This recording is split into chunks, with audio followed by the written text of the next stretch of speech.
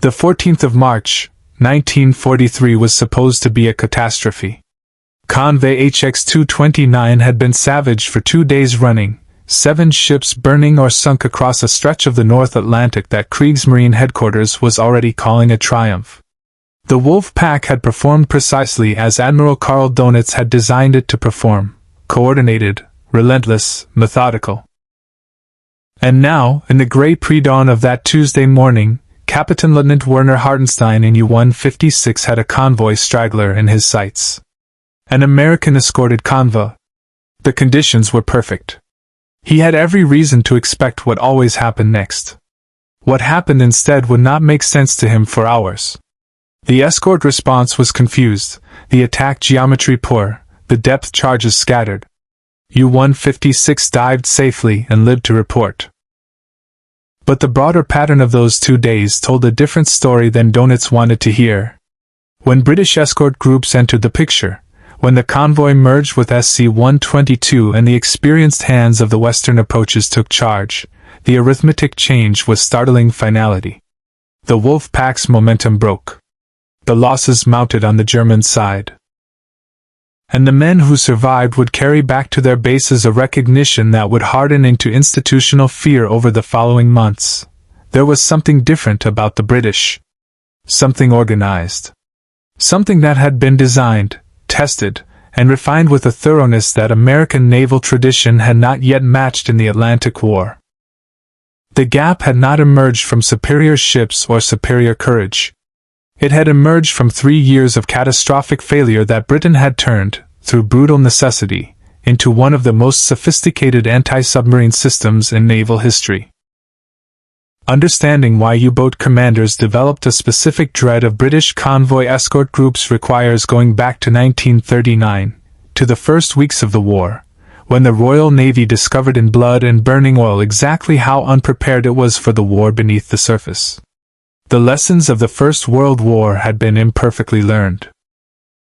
The convoy system itself had proven its worth between 1914 and 1918, dragging Britain back from the brink of starvation by clustering merchant ships together, and making the submarines' hunting geometry impossibly difficult.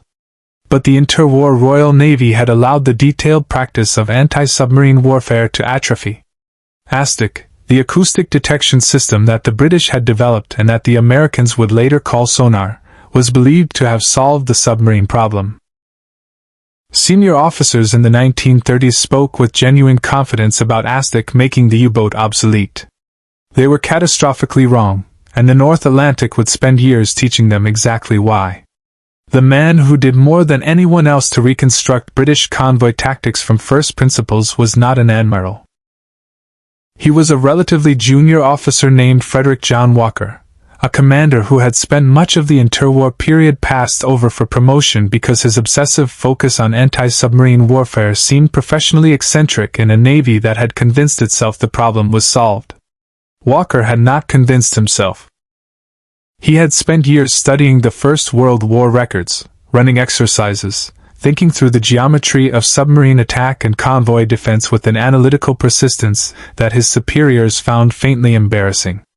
By 1941 he had developed a set of tactical innovations that would, over the following 2 years, be adopted across the entire Western Approaches Command and taught to American escort officers who came to Britain specifically to learn them. Walker's genius was recognizing that the problem was not detection but prosecution. ASTIC could find a U-boat, under the right conditions, with reasonable reliability. The disaster was what happened next. A surface escort racing into attack would lose ASTIC contact in the final critical 200 meters because ASTIC could not look straight down. The attacking ship would then be dropping depth charges blind, at a submarine that had had time to maneuver. The explosions would churn the water into acoustic chaos, making reacquisition nearly impossible. And the attacking ship would be racing away from the convoy, leaving the merchant ships temporarily unguarded whilst the second or third U-boat exploited exactly that gap. The Wolf Pack tactic was designed to create these moments of escort confusion and exploit them with mathematical precision. Walker's response was the concept of the support group and the technique he called creeping attack. Instead of single escorts charging at contacts, Walker organized his ships into coordinated teams. One vessel, the directing ship, would maintain ASTIC contact and talk a second vessel onto the target by radio, guiding it over the submarine without the attacking ship ever running its own ASTIC. The attacking vessel would arrive over the U-boat's precise position without warning, moving slowly to reduce its own propeller noise, and drop a full pattern of depth charges on a target that had had no acoustic warning of the approach. The effect was devastating. The first time Walker used a variant of this technique in December 1941, commanding HMS Stork, he sank U-574 with a directness that shocked both sides. But Walker's tactical revolution went far beyond a single attack method.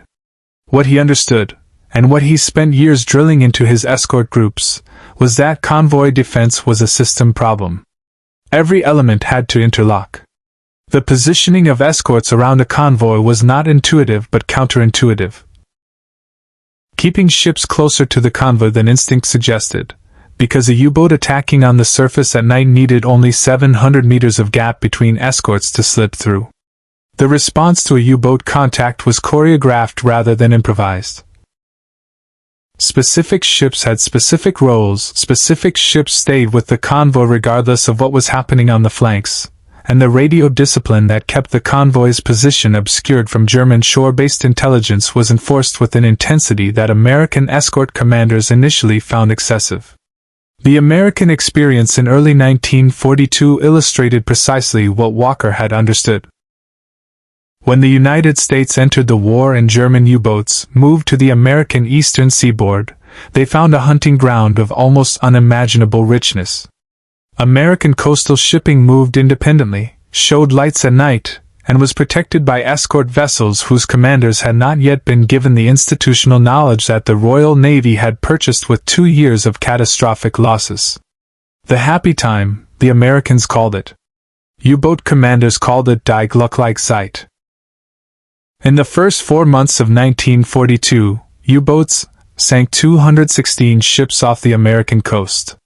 The monthly tonnage figures looked like the first months of the war all over again, when the wolf packs were new and there was no effective counter. The remedy was British. The convoy system, the routing system, the escort organization, the tactical doctrine, all of it flowed from the Western Approaches Command in Liverpool to American naval officers who arrived initially skeptical and left converted. Admiral Ernest King, commanding the United States Navy, was notoriously resistant to British advice and famously slow to implement the convoy system on the American coast. The men actually doing the anti-submarine work were less proud and more practical.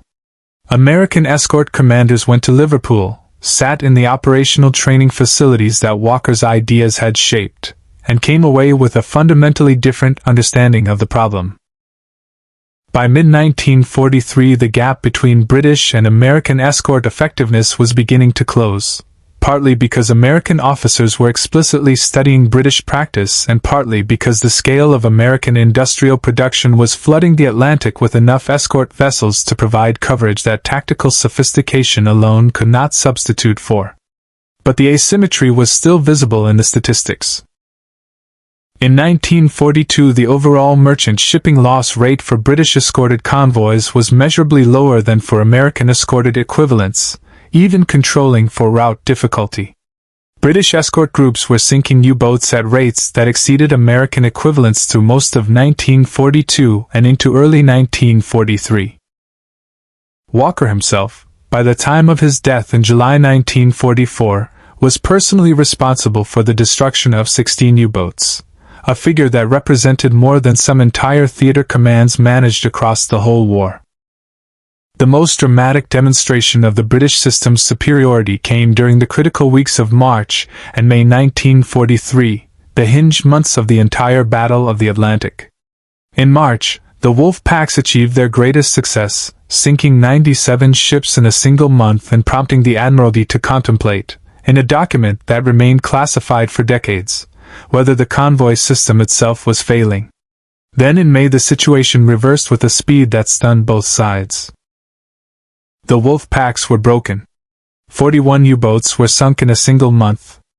Dönitz withdrew his boats from the North Atlantic and wrote in his diary that the ocean had been lost. The British support groups, equipped with new technology but operating on tactical principles that Walker had developed years earlier, had turned the mathematics of the campaign against the men who had invented wolf pack warfare. The numbers tell a story that resists comfortable simplification. British escort groups operating in the North Atlantic in 1942 sank one U-boat for every 1.2 convoys they escorted. American escort groups operating equivalent routes in the same period achieved approximately 1 kill per 2.4 convoys. The difference cannot be attributed to technology, since American escorts were increasingly well equipped, and the British advantage persisted through periods when equipment was comparable. It cannot be attributed to route difficulty, since the most dangerous North Atlantic routes were largely a British responsibility. What the numbers reflect is the compound effect of superior doctrine, more thorough training, and the accumulated institutional knowledge of 3 years fighting an enemy that American naval tradition was only beginning to understand. The U-boat commanders who survived long enough to develop opinions about their opponents were specific about what they feared. The tactical memoirs and post-war interrogation records show a consistent pattern. American escorts were often aggressive, well-equipped, and brave. British escort groups were organized. They behaved as systems rather than as collections of individual ships. When a U-boat was contacted by a British escort group, the response was coordinated in ways that removed the tactical options that had kept submarine crews alive. The ships did not all charge the contact, leaving gaps in the convoy screen. The ships did not all race away in the same direction, allowing an approach from the unguarded quarter. There was a pattern to the British response that experienced U-boat commanders recognized as something trained rather than improvised, something that had been thought through by someone who understood how submarines attacked and had built a defense that denied every available technique. Walker had thought it through. The institutional structure of the Western Approaches Command, under Admiral Max Horton from November 1942, had given Walker's ideas the administrative support to spread them systematically through every British escort group. The Operational Training Center at Tobermory, commanded by the legendarily demanding Vice Admiral Gilbert Stevenson, subjected every escort crew to exercises so rigorous that officers who went through it compared the experience to combat. Stevenson's methods were famously brutal and famously effective. Crews arrived thinking they knew their jobs and left knowing, in some cases for the first time, what their jobs actually required. The standard that Tobermory enforced was Walker's standard, every man knowing every other man's role, every drill performed until it was reflex, every scenario anticipated until improvisation became unnecessary. This was the system that American naval officers were studying when they came to Liverpool, and what they encountered there challenged some fundamental assumptions about naval command culture. The American naval tradition in 1942 was built around individual ship commanders exercising initiative. The British anti-submarine system was built around group commanders exercising coordination. Neither approach was inherently superior in all contexts. In surface warfare, individual ship initiative had genuine advantages. In anti-submarine warfare, the wolf pack's fundamental strength was exploiting the gaps created by uncoordinated responses, and the systematic British approach was specifically designed to eliminate those gaps. The tactical doctrine was not simply better tactics. It was a different theory of what the problem required. The costs of the British system should be acknowledged with the same honesty as its achievements. The focus on convoy defense and anti-submarine warfare consumed resources on an almost impossible scale. Escort vessels that the Royal Navy desperately needed in every theater were concentrated in the North Atlantic because the arithmetic of the campaign demanded it. The intellectual investment that produced Walker's tactics and Horton's command structure could not be replicated instantly, which meant that the expansion of the escort force always threatened to dilute the quality that the system depended upon. Walker himself drove his crews and himself with an intensity that was unsustainable. He died of a stroke in July 1944, aged 48, almost certainly killed by the pace he had set since 1941. He did not live to see the final victory in the Atlantic, nor to receive the recognition that his contemporaries agreed was inadequate even by the modest standards of official appreciation. The legacy of what Walker and the Western approaches built was not simply a tactical victory. It was a template.